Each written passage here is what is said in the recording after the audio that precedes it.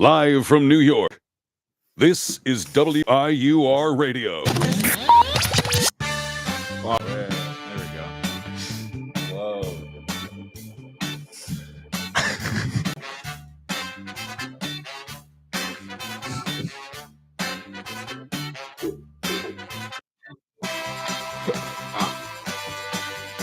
Do they let the whole thing play out?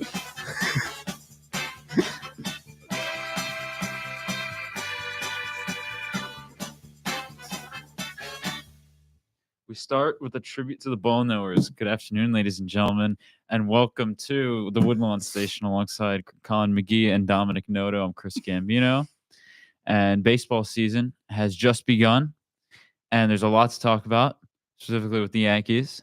Right? They start out 4-1. They got their first loss yesterday. 4-1. It was a 4. What is it? 3-1. 3-1. Right, 3-1. Yeah. Right. I added an extra win. They are going to Felt win like we tonight. won last night. We should have won last night. I think we'll win tonight. We have Carlos Rodon pitching today. No, I think. Carrasco, Oh, it is not? Carrasco. I thought they were doing a thing where they were Well, let me check. pitching Carrasco. Not that they're going with a 6-man, but just trying to get. Oh, it is Rodon. Rodon. Yeah, Wow. Okay. I remember reading they were doing something like that. So Rodon, then Carrasco tomorrow. Well, I guess for, because we had the off day, Yeah, so they don't want Rodon. Well, we pitching actually had two day. extra off days. So Mm-hmm. Yeah, so they'll get Rodon today, Carrasco for hopefully the rubber match tomorrow. And then they head to Pittsburgh, where all those games are weird times, 4 o'clock, because I think Pittsburgh's Central Time. And so that's an hour back. no, Pittsburgh is normal. Is it? Pittsburgh is 'Cause normal. Pennsylvania time. is a wide state. Well, yeah, I know, but I've been to Pittsburgh. Pittsburgh is normal I time, guess you're but right, it might because, be they might have weird times though. Because Yeah, 'cause I know it's 4:12, near 4:05, Cleveland, and Cleveland still has the same Eastern time. 1:35, Yeah. So yeah, no, it should be Eastern time. That's my. But, Cleveland's more west. right, but than they Pittsburgh. still have Eastern time in Cleveland. Yeah. So that's what I'm saying. Like, yeah. So all those games are starting at 4 o'clock because it's Pittsburgh's home opener. yeah. And so that'll be Max Fried starting that game Friday at like 4 o'clock, I think, or 3 something. But it was a good weekend. A lot of runs were scored. Yes, And many. I think we should just start with that. Yeah. We could start with the torpedo bats, or we could start with opening day. Let's start with opening day. All We'll right. get into the torpedo bats. Opening day, they win that game like it was 4-2. 4-2. It was a pretty uncrazy game, if that's even a word. Yeah. Yeah, Average. I mean, Rodon looked very good. Very good. Who started?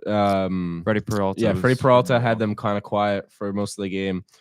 I think we were losing pretty like deep into that game, and then there was a Volpe home run, and then there was we scored 2 on what? I don't even remember. Yeah, Wells and Volpe hit home runs in the Yeah. first inning. And then Wells hit led a- off. Wells let off with a home run. Wells led off, then Volpe had one in the second, I think. Yeah. Yeah.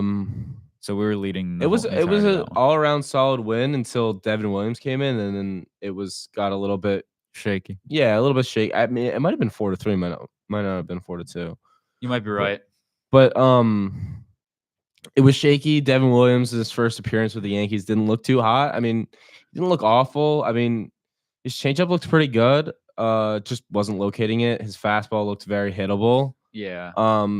Just about throwing. I mean, he's facing his former team in his first time as a Yankee. So, I mean, maybe you could chalk it up to that, and then they kind of know what his changeup is.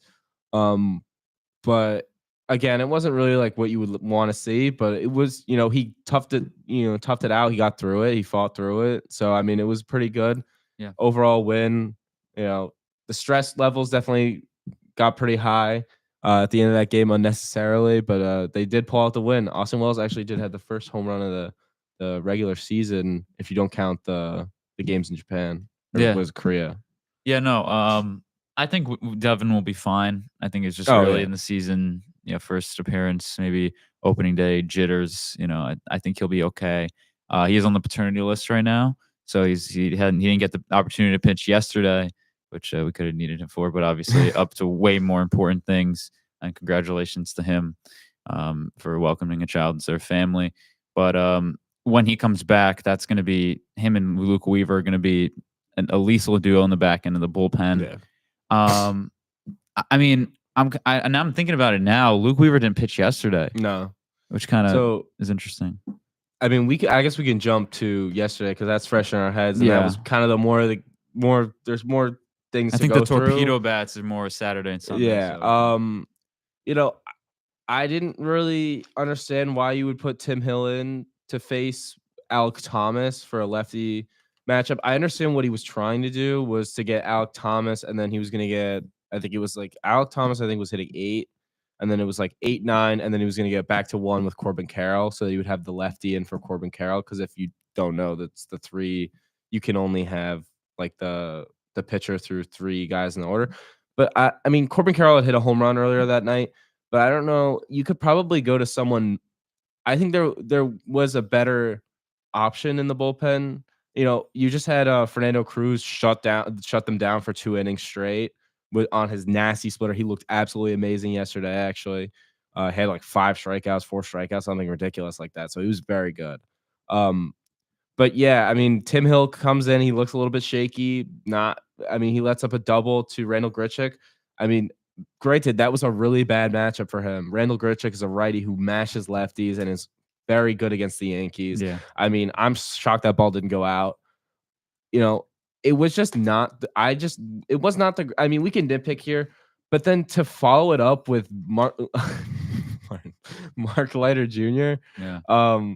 It's just that I just didn't like that move either. I don't really trust MLJ at all, and to put him in a situation that isn't very good for him, when this is a guy that you don't really particularly trust fully yet to be the guy that they traded for from the Cubs, it just didn't seem like the right move.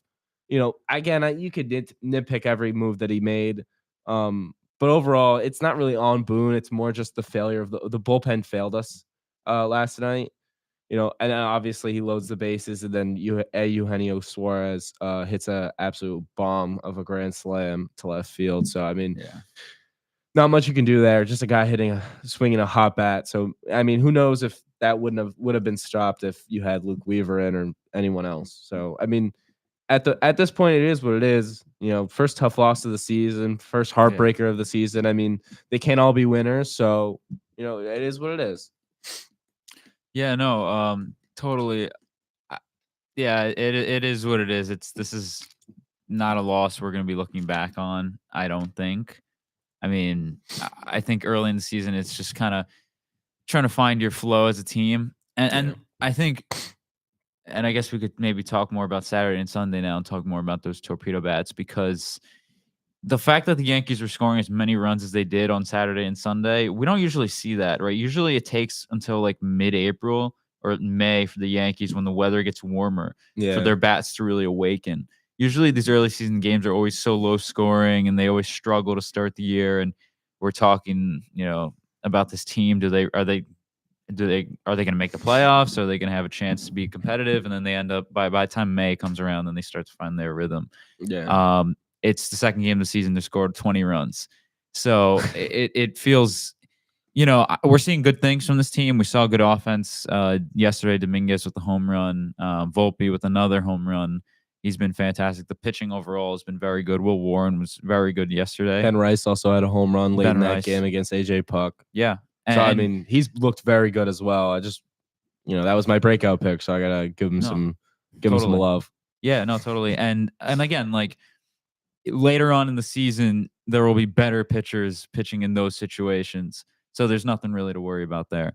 But I think we ought to talk about Saturday and Sunday real quick, or for a while at least, because I mean, this whole torpedo bat situation is really the talk of baseball right now.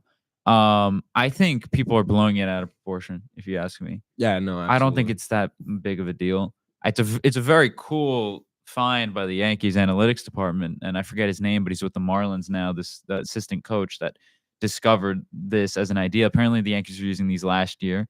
They were using them in spring training. Apparently, Stan was using it during the postseason as well. Yeah, which is interesting. Now he was obviously crushing it. Yeah, and that's interesting. I don't know if Volpe was using it then. I don't know. We'd have to look back, but because he has the Grand Slam in the World But I Series, know that they said they had some people were using it, some people weren't. He looked very good in the postseason, Volpe. Pretty solid at least. Trevino said he's been using it since they interviewed him. The Reds people interviewed him, and they said that he had been using it, or he said he had been using it since last spring training.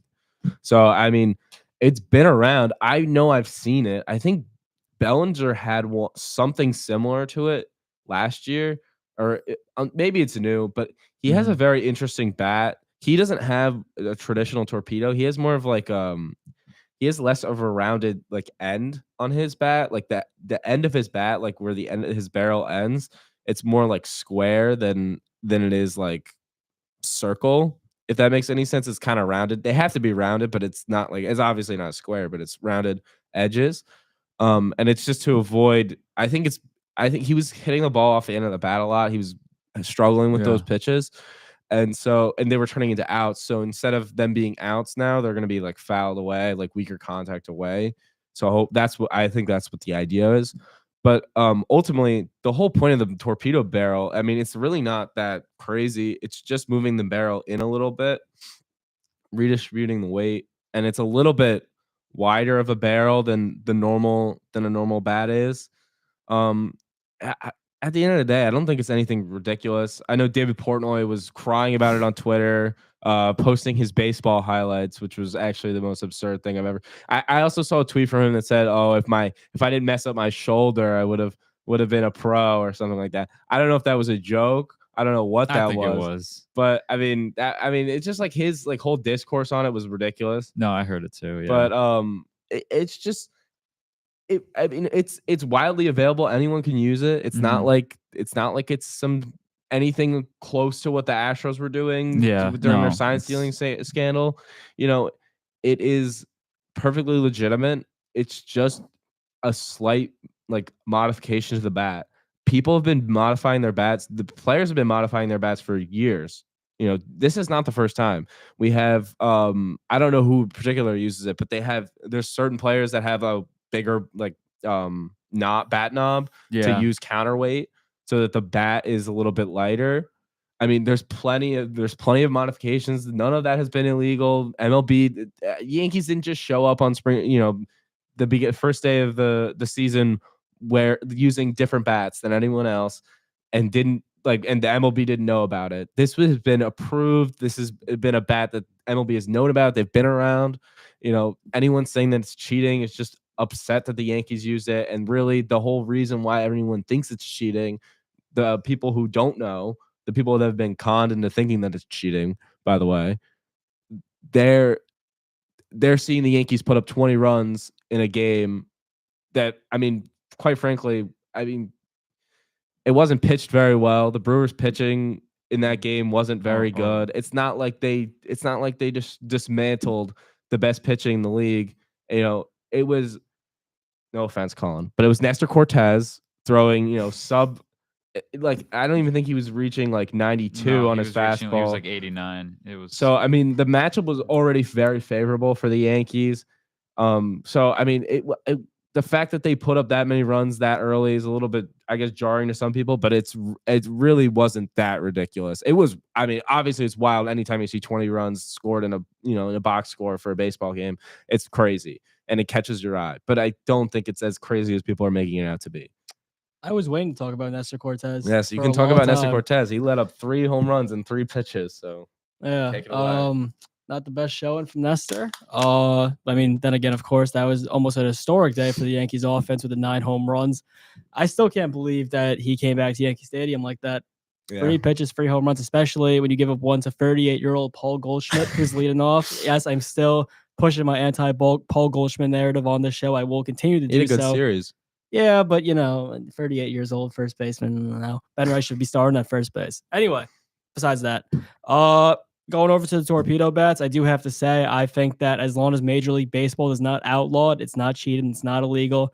If the MLB says to the Yankees, you can no longer use those bats, and obviously you stop using those bats. But as long as it's legal, you should use it.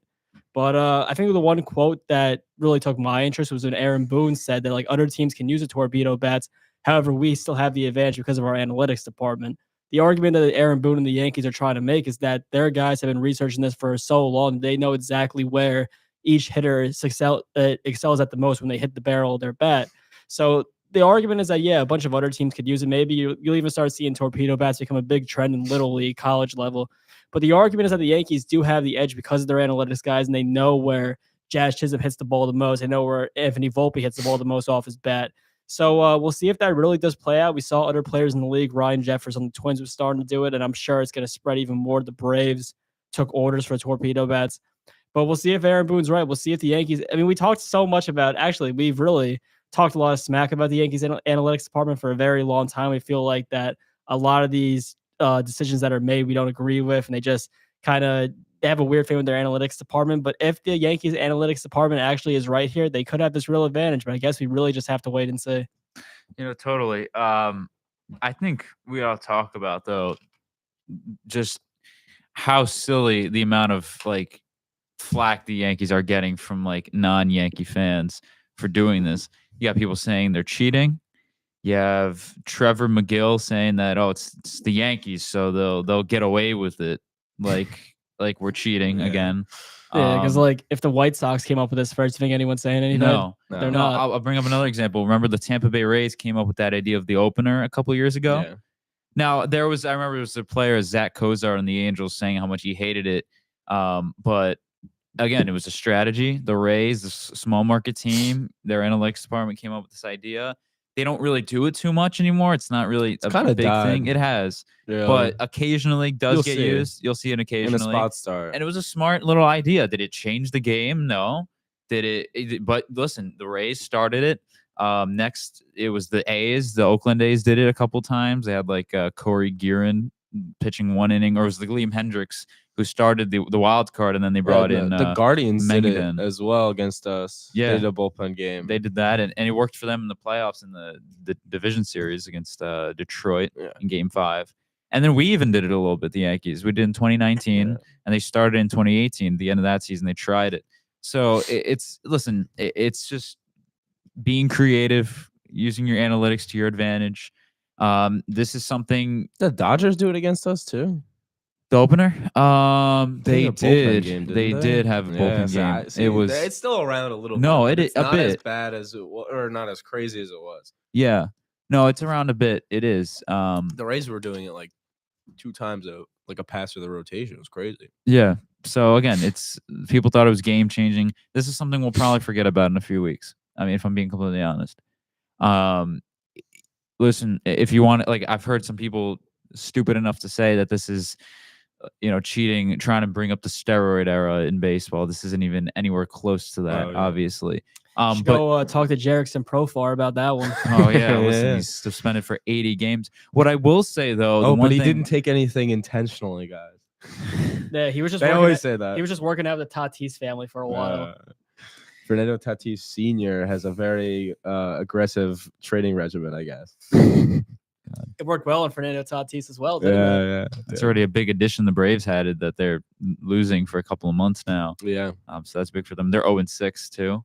They're not off to a good start at all. Looks like my prediction's off to a decent start. Reynaldo Lopez also has gotten injured already. Yeah. So not looking too hot. Not but good. Again, the first week of the season doesn't decide the next 150 something games. Unless you're the White Sox or the Twins.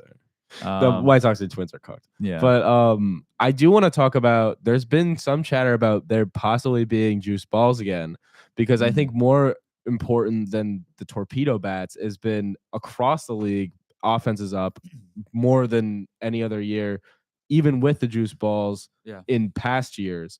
So do we think there's juice balls? I mean, last year they had, if you look at the offensive like numbers, it was a lot worse offensively than any other year. So this year is a lot different.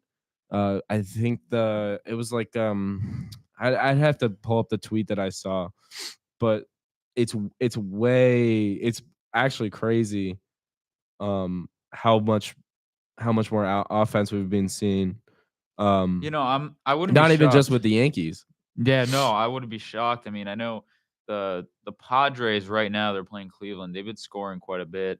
The Cubs dropped 9 today against the A's in Sacramento. All right, I have the figure on it. I mean, scores are very high. Yeah, so the xWOBA for this year, xWOBA, if you don't know, is expected weighted on base average. It's basically the expected value of a fly. It's this is on fly balls in particular. So the full league ex WOBA for March and April this year is 0.507. If you go back to last year, it was 0.429, which is much lower. And if you go back to when the juice balls were in 2019, it was 0.489. So this is much higher than that. I don't know if they're juicing balls. It's long been suspected that the MLB has juiced balls over occasions. Like I know people said that during the London series, like during the special series, that they juiced the balls so there's more entertainment value. That could very well be happening. It might just be that they want to do it for opening day. It might just be that hey, a whole league wide, the offense is just up. It might just be that. Right. You know, it could be nothing, but it is something to keep your eye on, because if numbers are across the league are gonna go insane like they are right now, if they're gonna stay that way, there's gonna be more discourse on the juice balls. I don't think people are gonna continue to point the finger at torpedo bats being the reason why offense is going crazy. I wouldn't put it past the MLB to do that, because I mean we see it in all sports. I mean we see in the NFL the constant rule changes that favor offense. The NBA, more increasingly defense seems to be eliminated. Just the MLB realizes that the way they get their most entertainment value is by more home runs, more base hits, more offense. So I mean, we've seen it in the past. There's been examples where people think it may has happened. There's been sometimes they confirmed that they have done it. So I absolutely would not put it past them. Obviously, the MLB wants to continue to market themselves, market their star players.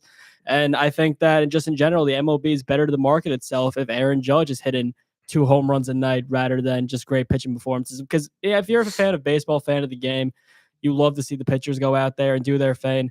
But for a casual fan, which ultimately is what Major League Baseball really has struggled at trying to appeal to, I think that increase of offense is what you're trying to do. So I think I would not put it past them at all. Yeah, no.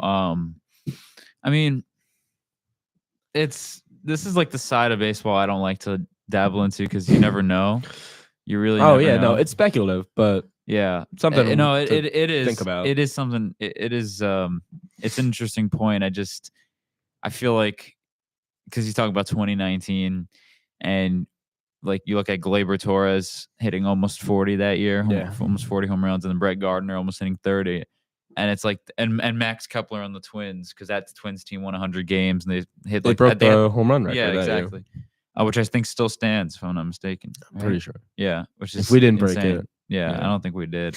That team was insane. No, it was. They had like 6 or 7 guys who hit over 30 home runs, and like none of those guys are doing anything. No, Max Kepler, Miguel Sano, Yeah. Byron Bucks has been Jason injured. Castro, I think was on that Jason team. Castro hit home runs.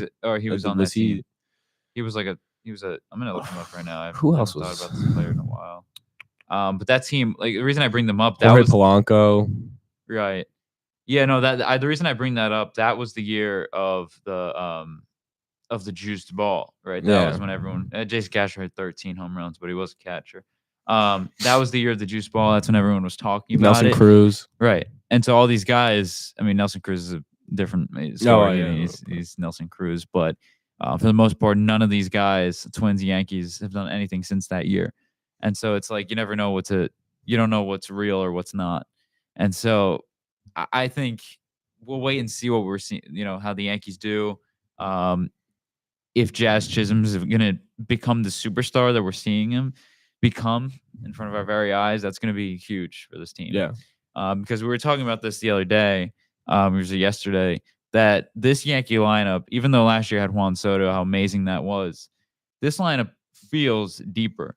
Absolutely. Because there were games we were going to last year, and we're looking at the order, and we're thinking legitimately, once you pass maybe the 4-hitter, this team's not getting a hit, let alone scoring any runs. Every once in a while, they'd surprise you, but for the most part. Because it was a lot of Verdugo. But this is just, I'm looking at today's lineup. This is a much deeper lineup. Yeah. Like, you want to read it off? Yeah, so today's lineup is Goldschmidt leading off, which I don't understand why they keep doing that. I for the life of me, I don't understand. Don't get me started. I don't want to. Yeah.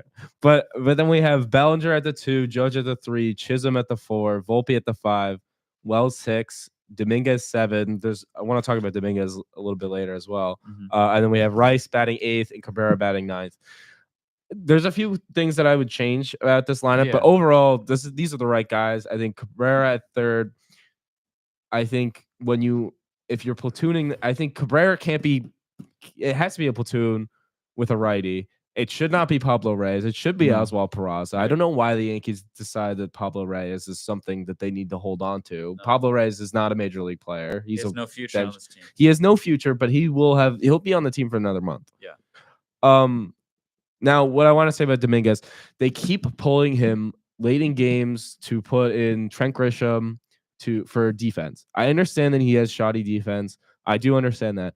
But to pull him in games to ease it, what are we doing easing him in? I don't understand that at all.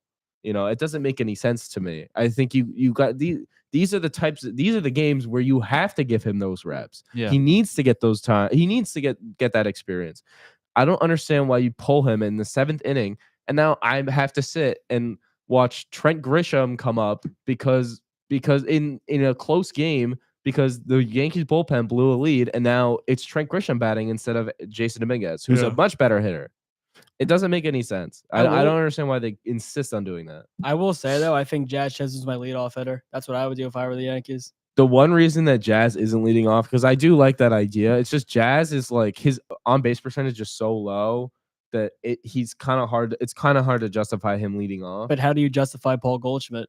I don't justify if you're Paul picking Goldschmidt. between two No. bad options, If I'm picking between Paul Goldschmidt and Jazz Chisholm, I'd pick Jazz Chisholm. But I would rather honestly, I'd rather Wells. I think Wells is probably. I didn't hate Wells leadoff. I mean, I wouldn't do it, but I like it better than Paul Goldschmidt. Depending on how things shake out during this year with how certain players perform, because Ben Rice has been great. We've seen Austin Wells be very good so far. I wouldn't mind Rice leading. Anthony Volpe. I mean, they did that last year for a point. I wouldn't mind Cody Bellinger leading off, Judge hitting second, and then having Ben Rice or Wells or someone else protecting Judge in the 3. Like Jazz 3 would be good too. I mean, who knows? I mean, this is all speculation. I guess one other thing we could talk about is how many home runs is Aaron Judge going to hit this year? Because we saw, he was very cold last year, still ended up hitting 58. Is breaking 62 a possibility if he stays healthy, which we hope to God he will? What do you see? Is the sky the limit for Aaron Judge this year? Well, obviously, we know he has to stay healthy. That's number one. That's absolutely what needs to happen. I mean, it's the one thing that's hindered him from breaking that record pretty much every year since he won the Rookie of the Year in 2017. I mean, 2018, he got hurt. He got hit by the pitch. 2017, he also had an injury. Yeah, well, or he didn't really miss that much time. But he had that big slump. He had that slump, but he said derby. it was based off he got injured in the home run derby. And he's never participated in it since. Yeah, that's good. Yeah, no, it is. As much as I'd like to see him in the home run and it derby, should be at Yankee Stadium soon. Like, I don't know what the problem. It's never been at Yankee Stadium. It's not going to be at Yankee Stadium. It's not, 5 years. It's never been at Yankee Stadium. It just doesn't make sense though. Like, why would you not do it? There's never been an All-Star game at New Yankee Stadium. At the new Yankee Stadium, because the last one was 2008 right? at the old one. Yeah, I mean, Atlanta is getting their second one pretty much, or Coors Field's got their second one a couple years ago. Atlanta was supposed to have it a couple years ago. Now they're getting it. I don't know what the problem is with Yankee Stadium, why they're not giving Yankee Stadium the All-Star game. The numbers of sales and ticket sales would be insane. It'd be off the charts. But anyway, listen, if he stays healthy, this guy could break the record easily. He could get to 65, I think. I don't know if the Bonds you think he could hit 70? Possible. I don't know. I don't think so.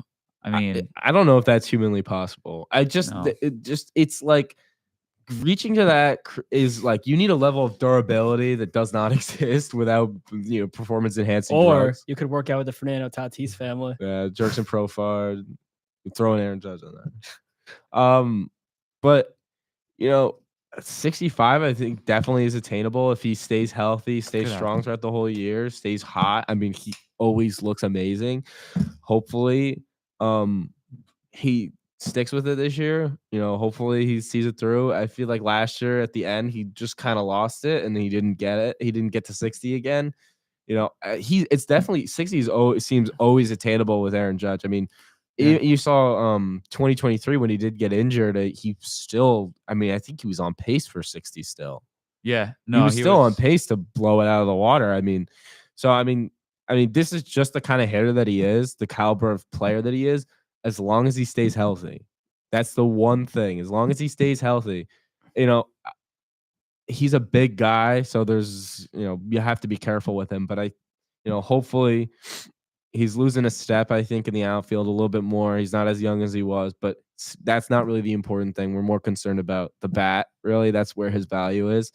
So hopefully now he's going back to right field. Hopefully now he'll hold up a little bit better during the season. Let's see what Aaron Judge can do in a full season where he's on a tear the entire season. Hopefully this is the year.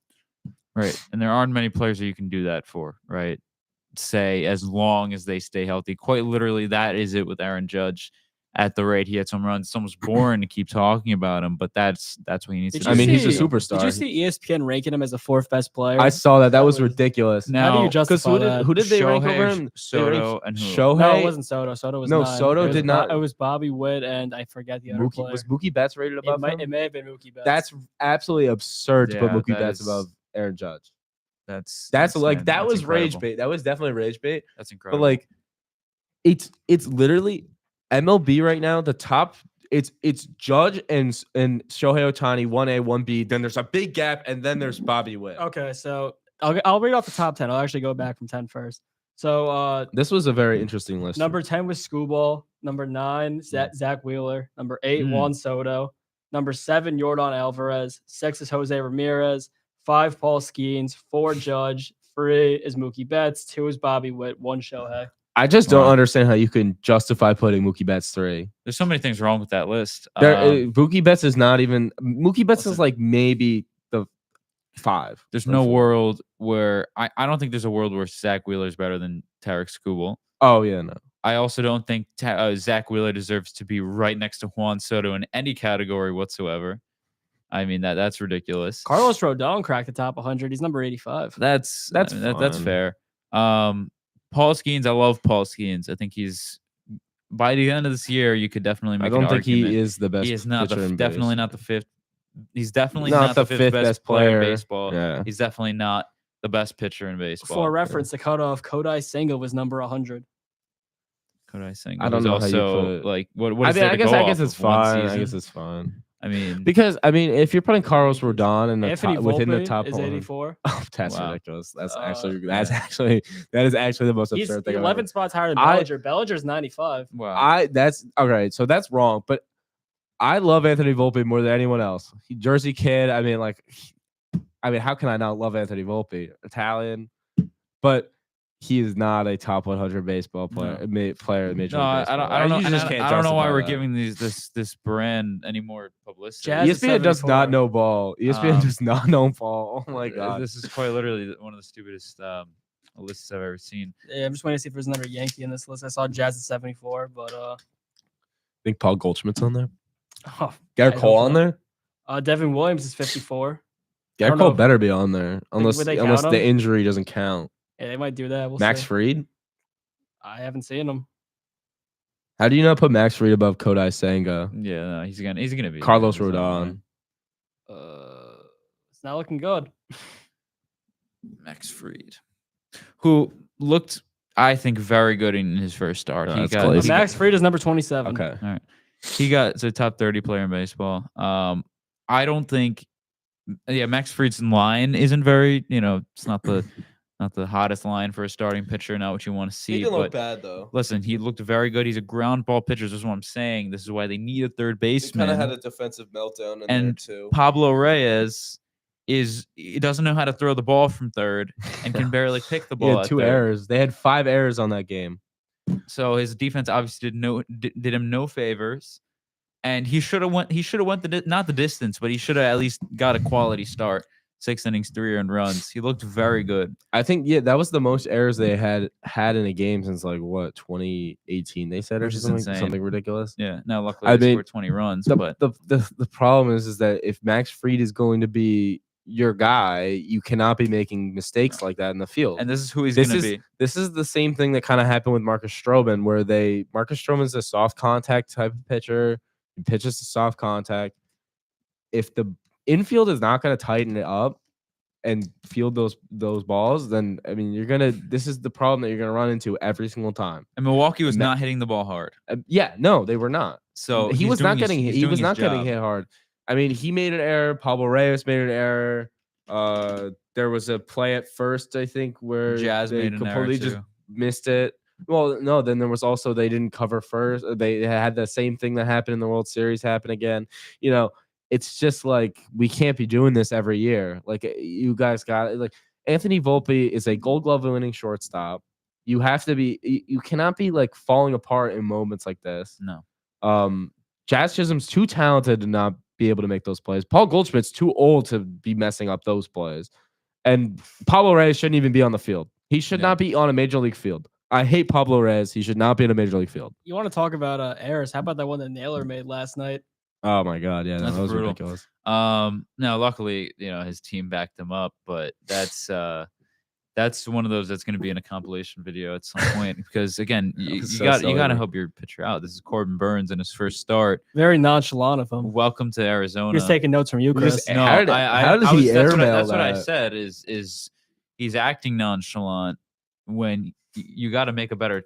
If you're gonna make the toss, if you're not gonna cover the bag, you got to make a better toss than that. You have to throw the ball. You can't do the underhand flip like he did. Because then, with him, I don't know how you put that much power. No, into he it. could have underhand flipped it. Or He forced just into it. just like flips it over Corbin Burns. flipped it. Like how do you Yeah. miss that? He's right in front of you. I don't know. What were we just talking about? Listen, Carlos Rodon's a power pitcher. Garrett Cole is a power pitcher. Luis Severino was a power pitcher. Max Fried's not that. What we saw on Saturday, Max Fried's lines are not going to be very sexy. They're not going to be 7 innings of 13 strikeout ball. He's gonna give up ground balls. He's gonna give up flyouts, but he does those two things at an elite level. That's what makes him so good. And he's also a left-handed pitcher. He's a very good pitcher, but if your defense can't back him up, it's not going to be Max Fried's fault. But this team's gonna. There are going to be struggles in his starts if they can't pick the ball at third base. If they can't find a guy at third base who can pick up the ball and throw it to the first baseman in time. No, that's going to be a big problem, and I'm really worried, especially if for Pablo this team. Reyes is getting starts. Listen, we'll see in Pittsburgh, but if we see this again where they're making errors, God forbid Oswald Peraza gets a start. Oh Listen. my god, bro, they hate him. Like how how can you prefer Pablo Reyes over Oswald Peraza? Sorry, I even prefer it boggles Cabrera my at third. mind. I even I'm prefer. befuddled by it. I don't mind Cabrera at third. Befuddled. I'd rather Yes. Peraza, but Cabrera can play defense at third. He's not bad at Peraza can third. play defense too. So he can. they're Yeah, both so can he. there is nothing that Pablo Reyes does better in baseball than Oswaldo. I'm literally having a Oswald meltdown. Peraza. And there's Oswaldo Cabrera and Oswald Peraza. There's no do. reason Pablo Reyes should be. There's on this no roster. way he should be on the roster. I mean, No. if you want to keep him on the bench because he plays like every position on the field, that's fine.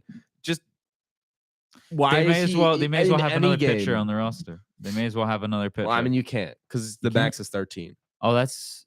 Oh, I thought. Okay. I forgot that was a thing in Major League Baseball. Yeah, it's new. Um, Well, not new. It's yeah. not old. No. Because it's in MLB The Show franchise, but I thought that was just like for the game. I didn't know that was. Yeah. All No, right, no. no. You can only have 13. All right. So, but anyone. I mean, But I mean, having anyone. I'd at this rather point. see maybe Everson Pereira. I'd rather an outfielder with you need a righty who Outfielder? can hit. You need a righty who can hit. The problem with Pereira is that he strikes out too much. He's very, very strong power bat, but the whiff is too high.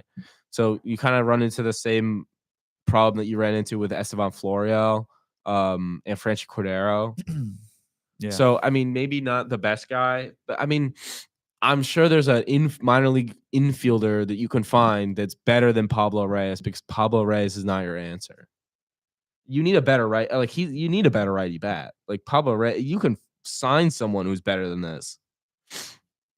Just real quick, the Mets are losing. at At the end of the 7th inning, they're 6 outs away from losing a series in Miami. Miami is so bad. No, they I are. don't, but they've been winning games somehow. Yeah. David Fat Bednar blew 2 saves to them. Today, Shout out to Aaron's Boone's Goons fantasy team. A very good weekend against Dominic. today Noto. it was Connor Gillespie. If the score holds, Connor Gillespie is going to get the win. 5 Oh my innings, god, 6 bro! strikeouts. Why the Mets have been mid too though? They haven't been scoring anything. No, they're 2-3. If the whole score holds in this one, they will be 2-4. Their home opener is tomorrow, I think. If not tomorrow, Friday. Their home openers Friday against the Blue Jays, who've been, I think, pretty decent. If I'm not mistaken. How's Satan been? 5-2. Blue Jays are 5-2. Juan I mean, Soto's just been looking good. here, I mean, again, it's yeah. so early in the season to make any sort of conclusions whatsoever. I mean, the Rangers are 5-2. They've scored 2 runs the past 18 innings. Yeah, I'm looking at this. I'm looking at this Mets lineup. I think a lot of their problem is the same thing that we had last year. There's a lot of Mark Viento's there's doing horribly. a lot of lack of. There's a very big lack of depth in this lineup. You know, your 5 hitter is Jesse Winker. Your 4 hitter is Brandon Nimmo. I don't know if those are really your answers there. I mean, and Lindor hasn't been good to start the season. I just love these tweets. What the hell is wrong with the Mets? Vientos looks like he needs benching. Like this is. I mean, new. obviously, this is the first 6 games of the season, so it's an overreaction. But No, it is. But they'll be fine. I'm sure they'll end up being fine. You know, but the Clay Holmes experiment, how's that been going? Because I think they only got 1 from him, 1 start. It could be wrong. Oh no, today he started. Oh, but he went 4 Pretty- 2/3, 1 earned run. He wasn't too bad. good 2 for him. walks, 6 Ks. for Clay Holmes. Light Um, horse. That's not. Gonna hold Of up. course, that's gonna work out though. By the way. Yeah. And then lastly, I guess one thing I did see was that Jackson Merrill got extended by the Padres today. Oh, reason I- Christian Campbell did as well. Yeah, by the Campbell Red and Sox. Ketel Marte. And, oh yeah. There was like 3 extensions. Yeah, and the reason I bring up Merrill was 9 years. Yeah. Campbell was 8 to 10 years. It's 8 years, but they can expand it to 10. And then I think Tel Marte was 6 years. Yeah. Okay. And the reason I bring up Jackson Merrill in there is in his press conference, he basically alludes to Juan Soto, saying basically something along the lines, I'm paraphrasing, like, I didn't get the most money, but at least I know there's a group of people here that I'm loyal to, and not everyone could get $700 million and just be happy. So he took a shot at Soto. Not a former teammate of his, because or maybe in spring training they played. Well, I mean, yeah, but that's about it. But yeah, they never played on the same major league roster. It is what it is. I'm not upset about that one anymore. It's a new season. We're seeing good things from the Yankees. Reason to be excited. Listen, it's again still very early on, but what was it, 31 runs that they scored on Saturday and Sunday. That felt pretty good. Feels pretty good. Reason to look forward to the rest of the year. Deep lineup, and I'd like to get to some games soon. Looks like we're trying to go to a hockey jersey night. The tickets keep going up. We gotta look at that pretty soon. Not next Monday, but the Monday after as well. Sure. You want to overreact or hot takes based off of what we've seen so far In Major League Baseball, or no, just the Yankees. Yankees? Paul Goldschmidt should be DFA'd. That's not a hot take based off of what we've seen so far. Hot take.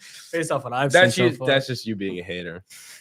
Hot take based off what we've seen so far. The hottest take I can think of is that this lineup will be better than last year's, because it's deeper. And I loved Soto last year. He was so fun to watch.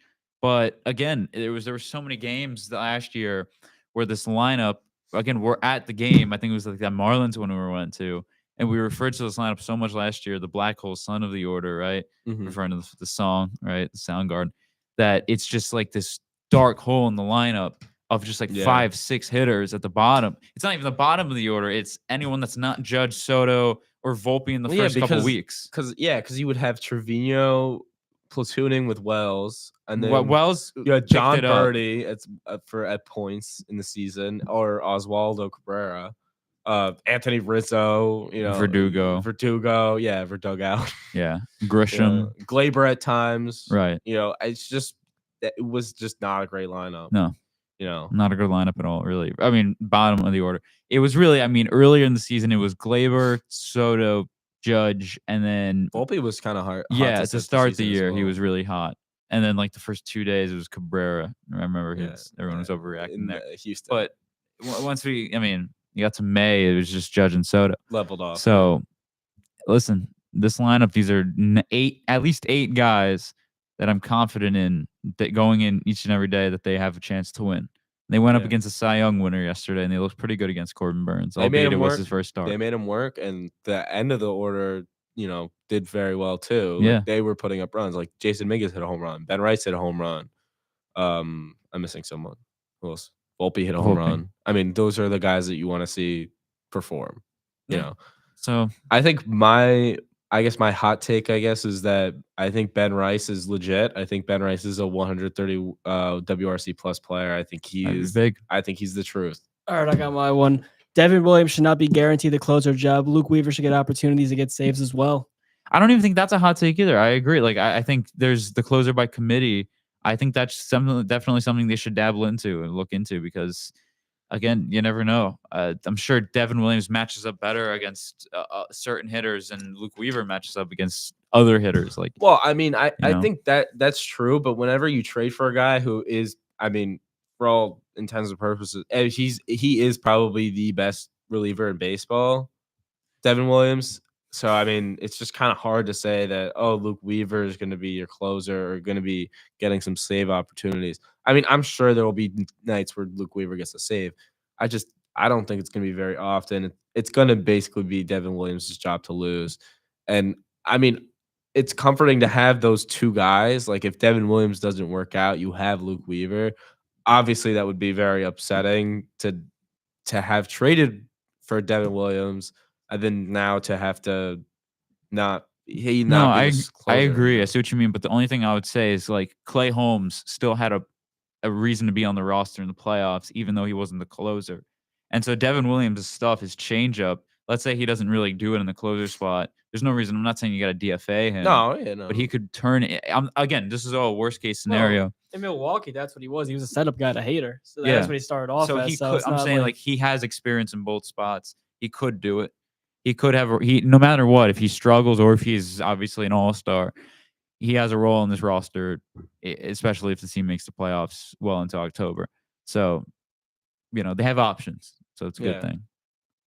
So, I guess with that, we're pretty much done.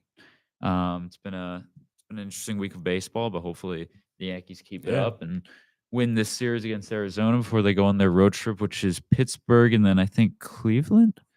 But yeah, I'll fact check you, folks. Thank you so much for listening. From Dom, Detroit. Colin, and I, we'll go to Detroit. Detroit. That's boring. I like going to Cleveland. Hate Detroit. Yeah, it's That so field- boring. So ugly. Yeah. Glaber's injured though to start the year. Oblique. And So, then we'll miss him. who else is on the Detroit? This former Yankee. Oh, Trey Sweeney, who's a former first round pick from the Canely. Yankees, and then Canely as well. Yeah. It looks pretty good. So All right, folks. Thank you so much for listening, and we'll see you next week.